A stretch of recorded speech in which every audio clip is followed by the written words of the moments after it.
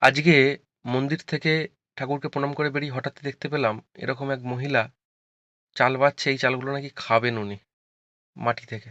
এখানে ইনি থাকেন রাস্তার ধারে।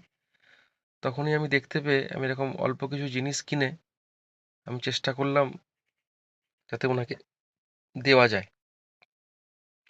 তো ওনাকে দিলাম, বললাম। উনি দেখে তো কোনো রিয়াকশন তো করলেন না, মনে হয় উনি কথা বলতে অত ভালোভাবে পারেন না। যাই হোক, এই ভিডিওটা করার উদ্দেশ্য হচ্ছে যে যদি তোমাদের আশেপাশে এরকম কেউ থাকে যাদেরকে এই রকম খাবার যদি কিছুটা কিনে দাও, তারা অন্তত এরকম অসহায়ভাবে খেতে হবে না।